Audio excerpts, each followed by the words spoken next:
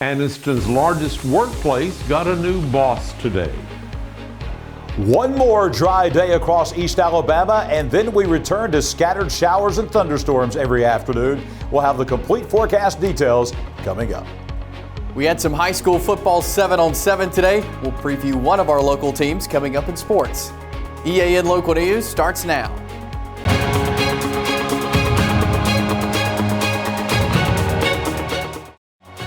This segment of EAN Local News is brought to you by WM Grocery, located in Heflin, Wadowee, Roanoke, and in Piedmont. Good evening, and thank you for watching East Alabama Now Local News for Tuesday, July 11th, 2023. I'm Mike Stedham. And I'm Katie Edwards. The Anniston Army Depot, which provides jobs for more than 4,000 civilians, government contractors, and soldiers, officially got a new commander today. He's Colonel Craig A. Daniel, and he's the 38th commander of the depot's 80-year history. At a change of command ceremony this morning, Daniel received the symbolic command flag from outgoing commander Colonel Eric A. McCoy, who's been in charge of the depot for the last 2 years. Following the ceremony, Daniel talked to EAN News about the workforce and the mission of the depot. So I know Anniston is absolutely a hub. It's the nucleus of, as was said during multiple leaders this morning, all things heavy Army equipment, heavy combat power. So if you look at the M1 tank behind us, M88 recovery vehicle, some of the Stryker vehicles and the other track vehicles here, the men and women at this depot make these vehicles possible. What do I know about these vehicles prior to coming here? I've been on the receiving end of these vehicles, working. I've seen these in action, both stateside, overseas, so I'm intimately familiar not only with the M1, but several of the other vehicles, and absolutely looking forward to learning more about all of the work and effort that goes into making these vehicles possible for American soldiers as well as our allies and partners. The Anniston Army Depot has a good reputation among U.S. military leaders for the quality of its work and the dedication of its workforce, many of whom are veterans. Colonel Daniel was asked if the employee's military background makes a difference. Whether you're a veteran or not, if your heart's here, you know why you're showing up to work every day, if you're putting forth the effort, and you understand why you're here, it's not just for this, but it's supporting America's men and women that get inside of these and overseas countries that make this possible. Again, whether you're a veteran or not, to me, it doesn't matter. If you're here to support the mission here, we're glad to have those personnel here. Anniston has a long history with military installations, and community leaders meet regularly with their Army counterparts to talk about issues that affect the work at the depot. Colonel Daniel says keeping these local ties is an important part of his job as commander of AAD. Having been in the position now for 15 minutes, going off of the previous comments and everything that I've been given, the civilian support, the local communities, government, civilian organizations around Calhoun County, Talladega, and the local surrounding communities, all indications outstanding. Looking forward to the continued support and partnerships with those organizations that have already been established, and looking forward to building new relationships and expanding the Anniston footprint with the local community. When we return, we'll tell you about a full day of family activities happening in Heflin this weekend.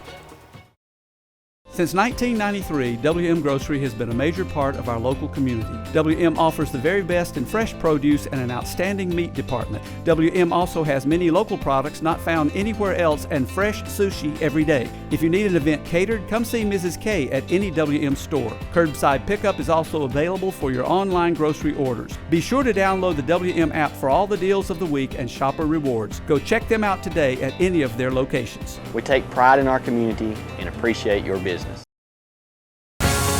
This segment of EAN Local News is brought to you by Oxford Lumber. Come visit any of our locations in Oxford, Jacksonville, Talladega, and Roanoke.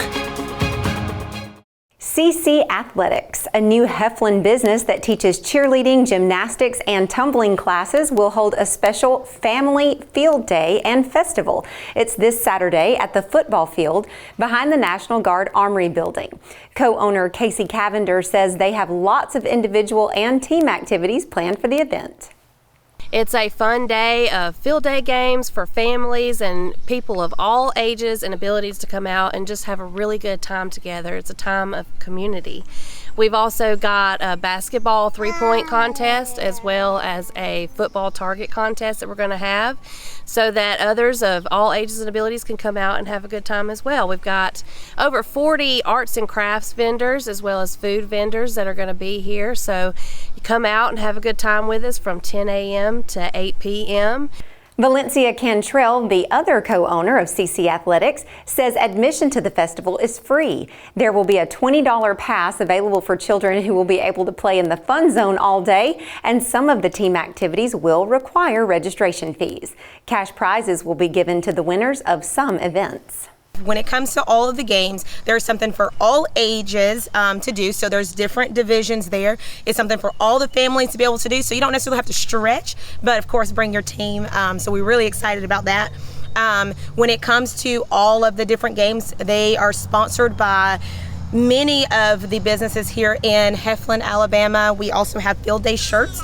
They will be for sale at the Field Day Festival this Saturday. Oxford also has scheduled several events this weekend, starting with Second Friday on Main from 4 p.m. until 9 p.m. at Simmons Park, featuring a variety of mobile food vendors, art vendors, live entertainment, lawn games, a bounce house, and a free movie. Saturday, Simmons Park will also be the location for Market on Main's Christmas in July celebration, featuring local vendors shopping at the historic district. The day will also include a car show, and Santa Claus will be at the gazebo for photos. The Anniston City Council is thinking about revoking the business license of a local restaurant. We'll tell you all about that following this message. For over 60 years, Oxford Lumber has been servicing our area, and our customer service has always been our main focus. Our customer service is what sets us apart from anyone else. From the moment you enter, our highly trained staff will treat you like family. To enthusiastically provide total customer satisfaction within a positive and self-fulfilling employee relations environment. Visit us at any of our 4 locations or at oxfordlumber.com. This segment of EAN Local News is brought to you by Waldrop Manufacturing, metal buildings made right here in Calhoun County.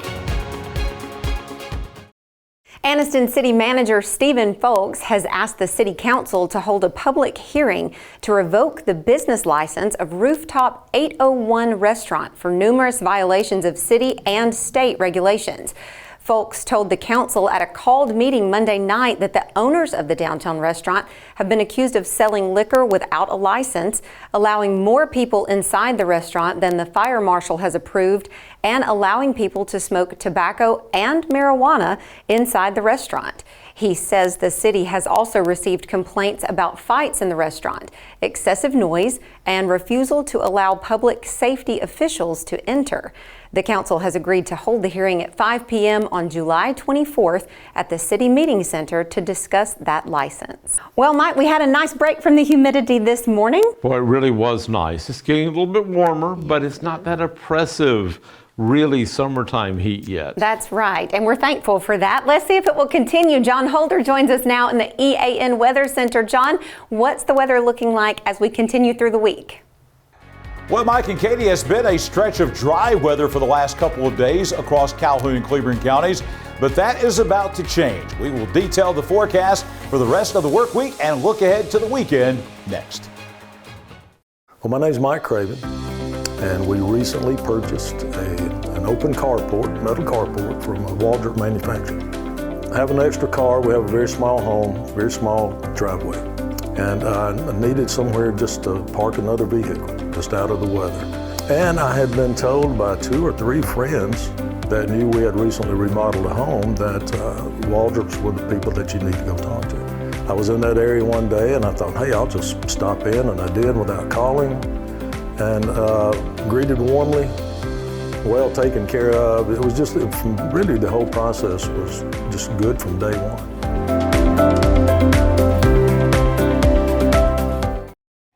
Temperatures today across East Alabama still a couple of degrees below the average for this time of year, but it really didn't feel like it because we had maximum total sunshine today.